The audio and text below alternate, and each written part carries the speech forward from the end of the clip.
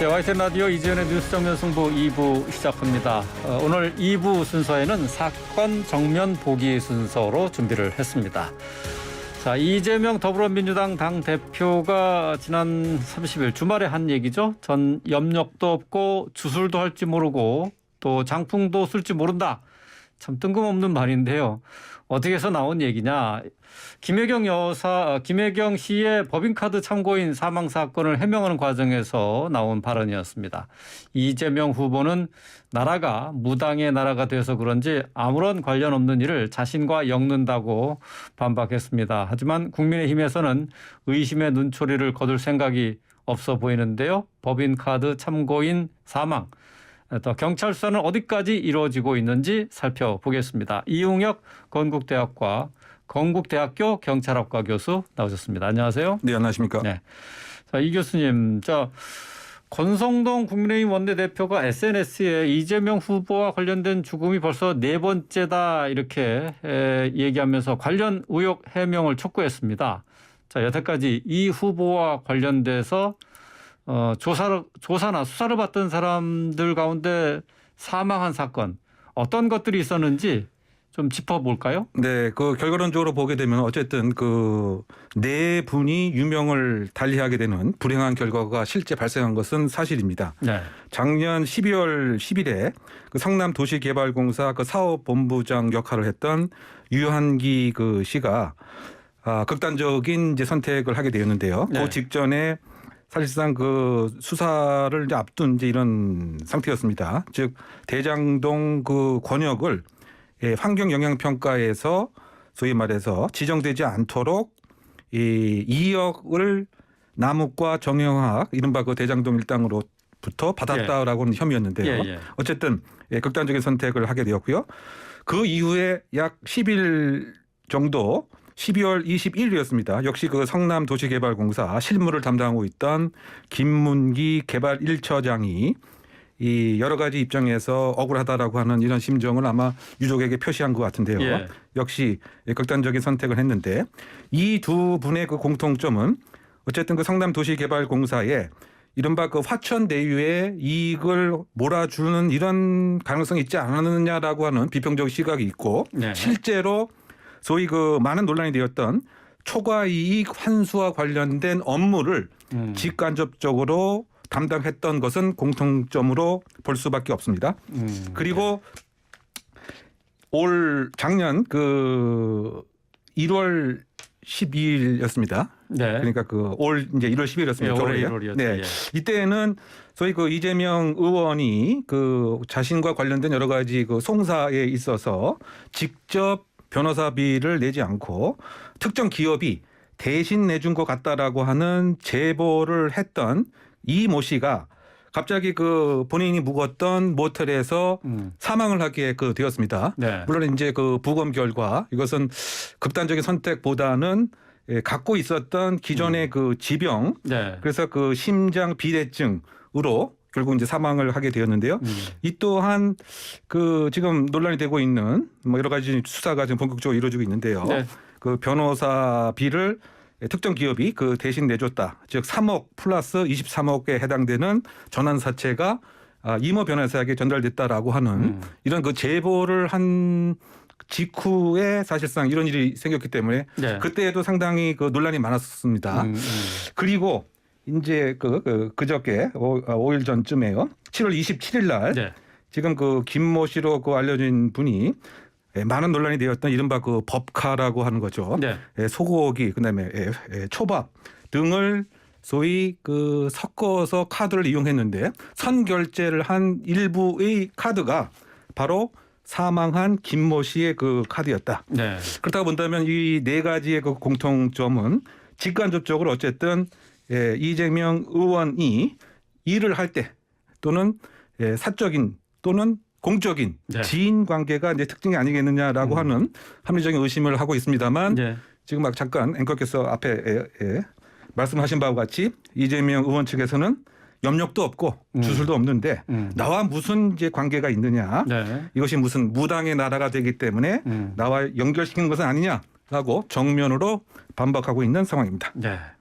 그러니까 최근에 이제 사망 사건과 관련해서 자신은 뭐 염력도 없고 장풍도 쏠지 모르고 자신과 무관한 일이다라고 이재명 의원이 얘기를 하고 있는데, 자, 이거는 이제 김혜경 씨 법인카드 유용 의혹과 관련된 수사 과정에서 불거진 사건이잖아요. 네. 지금 현재 이 법인카드 유용 의혹과 관련해서 수사는 어떻게 진행되고 있습니까? 어디까지 왔어요? 네, 그거와 더불어서 일단 지금 크게 보면 세 가지의 그 수사가 예. 세 기관에서 전개되고 있습니다. 지금 잠깐 뭐 설명을 예. 드렸던 이른바 그 대장동 그 의혹과 관련된 사실상 그 배임의 혐의가 있느냐 관련돼서 윗선까지 올라가지 않았기 때문에 이 부분은 지금 서울중앙지검에서 사실상 그 재수사와 다름이 없는 그런 네. 수사가 이제 시작된 것이고요. 예. 그리고 그 수원지검에서는 변호사비 그 대납과 그 관련돼서 지금 특정 기업의 그 압수수색도 그 이루어졌고 또 이모 변호사의 사무실에 대한 압수수색도 그 이루어졌습니다. 예. 그리고 지금 이 김모 씨가 사망한 이 건 이른바 그 김혜경 씨 그 법인카드와 관련돼서는 예. 지금 그 경기 남부청에서 수사가 지금 현재 상당 부분 이제 그 진행이 된 것으로 알려져 있죠. 왜냐하면 129군데의 식당에 대한 압수수색도 있었고요. 네. 또 그 경기도청에 대한 그 압수수색도 있었습니다.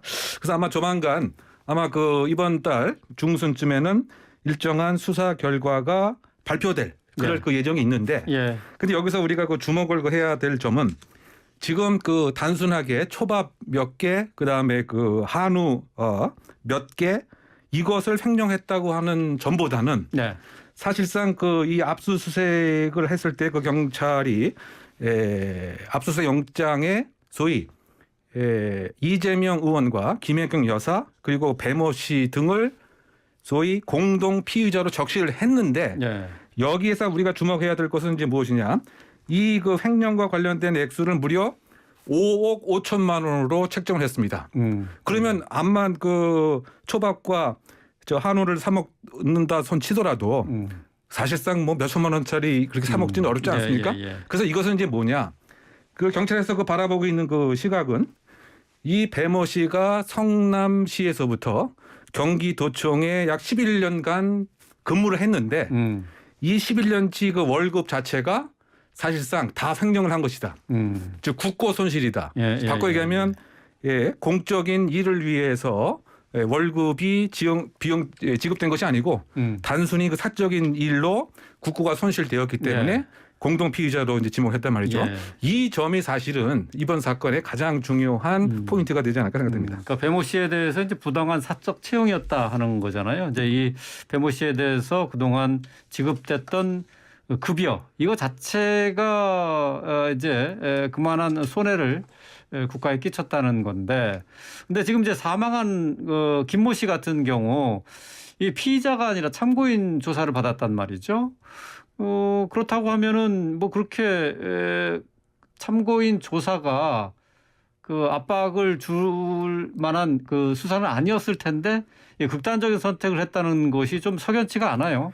네, 그렇죠. 이제 그래서 지금 그 이재명 의원도 이것은 그 경찰 검찰의 그 압박적 수사의 폐해가 또 생긴 것은 아닌가 뭐 이런 주장을 하고 있습니다만 네. 어쨌든 경찰 입장에서는 단순히 지금 사실관계만 조사를 하려고 하는 그 참고인 신분에 그 불과했고 네. 또 재차 소환 계획도 없었다라고 얘기를 하고 그러니까요. 있습니다. 그런데 그럼에도 불구하고 아마 본인이 느꼈을 일정한 그 압박감이 있지 않았을까 저는 생각을 하는데요. 이제 예. 그 이유는 뭐냐면 적어도 본인의 카드를 이렇게 빌려줄 정도가 된다고 한다면 배모 씨와 상당한 친밀한 관계가 있는데 이 친밀한 관계라고 한 것은 지금 제가 잠깐 설명드렸던 국고 손실에서부터 여러 가지 형태의 공직선거법 위반이라든가라고 하는 것에 공범의 부담감을 혹시 스스로가 느꼈던 것은 그거 아니겠는가. 그래요. 뭐 그런 측면에서 극단적인 선택을 한 것이 아닌가 이렇게 추정을 합니다만 그것을 또 뒷받침할 수 있는 그런 그 사항이 지금 극단적인 선택을 한 그 장소가 김모 씨의 단독 자택으로만 추정을 했었는데 실제 그 집의 소유자는 배모 씨와 배모 씨의 모친으로 되어 있다. 네. 그렇다고 본다면 지금 제가 설명드렸던 친밀한 관계 이상의 지금까지의 그 배모 씨의 법 위반 사항도 네. 사실상 행위적 기능 분배를 한 그 그 공범이라고 하는 것에 스스로의 예. 압박감을 느꼈을 가능성이 있지 않는가 그런 추정을 해보는 대목입니다. 예. 그 배모 씨가 어쨌든 김모 씨, 숨진 김모 씨와 같은 집에서 살았다 하는 뭐 그런 얘기도 있고 상당히 주변 사람들은 부부를 알았다 뭐 그런 증언도 있더라고요. 뭐 이런 것들이 수사에도 영향을 주는 겁니까?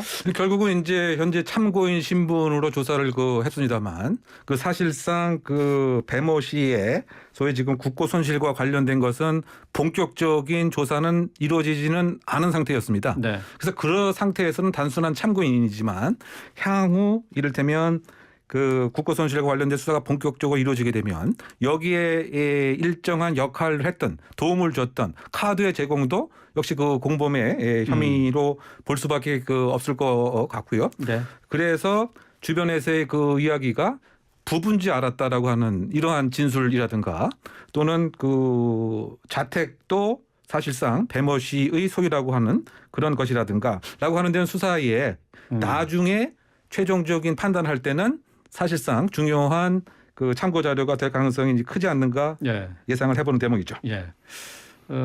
아까 말씀하신 것처럼 이제 김혜경 씨의 법인카드 유용 의혹과 관련한 수사는 8월 중순 중에 마무리돼서 발표할 것이다 이렇게 경찰에서 밝힌 바가 있는데, 근데 이제 관련 결과에 따라서 이제 지금 민주당이 8월 28일로 예정하고 있는 전당대회에 영향을 미칠 가능성도 좀 있다고 봐야 되겠죠? 그것이 소위 이제 그 사법 리스크가 있느냐 여부에 있어서 지금 경선 과정에서도 반대쪽에 있는 분들이 여러 가지 공격을 하는 그런 대목인 거죠. 네. 근데 실제로 그럴 가능성이 농후하지 않는가 저는 추정을 하는데요. 지금 그 법인카드가 수사 결과가 8월 중순에 나오는 것뿐만이 아니고 네. 좀 전에 말씀을 드렸던 그 변호사비 대납과 관련된 수사 결과도 지금 그 8월 중순에 나올 예정으로 이렇게 그래요? 보도 등이 되고 있습니다. 예. 그렇다고 봤을 때 8월 중순이라고 한다면 그 일주일 상간에 기소가 될 가능성을 배제할 수는 없는 것이죠. 네. 그런데 여기서 그 중요한 것이 있습니다. 그 민주당 그 당원 80조 1항과 당원 80조 등을 보게 되면 네. 예를 들어서 그 기소가 만약에 8월 28일 이전에 나온다고 하면 네. 그런 경우에 기소된 자는 피선거권이 박탈된다라고 하는 이제 당원 규정이 있습니다. 그러면 지금 이 당대표의 피선거권 자체에 예. 상당한 위험성이 있는 것을 우리가 예상을 볼 수 있고요. 네. 또 만약에 그 당대표 선거 이후에 기소가 된다고 하면 지금 당원 80조 1항에 근거하면 직무를 정지할 수 있다라고 되어 있습니다. 네. 물론 여기에 이제 예외 조항이 있긴 합니다. 만약에 이것이 정치 탄압에 해당되는 경우에는 이것을 예외로 하는 조항이 있긴 합니다만 어쨌든 지금 그 기소가 언제 되느냐에 따라서 네. 피선거권 자체가 박탈되거나 직무 정지가 될 수가 있다. 그래서 만약에 그럼에도 불구하고 그대로 당대표가 된 경우에는 사실상 그 민주당의 그 입장에서는 이른바 방탄 정당으로 네. 바꿀 수밖에 없는. 예. 그래서 좀 여러 가지 논란이 됐던 것이 이재명 의원의 그 출마 자체가 방탄 조끼를 입는 것이 아니냐라고 하는 비판적인 시각이 있었는데 이런 상태가 된다면 아예 당 자체가 방탄 갑옷으로 이재명 의원을 보호해주는 이런 가능성을 예상해 볼 수 있는 이런 대목인 것이죠. 예. 자, 김혜경 씨 법인카드 유용 의혹과 관련해서 수사를 받던 참고인 김모 씨가 숨졌는데, 자, 여기에 대한 논란이 계속되고 있습니다. 이재명 의원 염력도 없고 주술도 할지 모르고 장풍도 없다라고 얘기를 했는데, 자, 수사 상황 함께 짚어봤습니다. 이용혁 건국대학교 경찰학과 교수와 함께했습니다. 고맙습니다. 예, 감사합니다.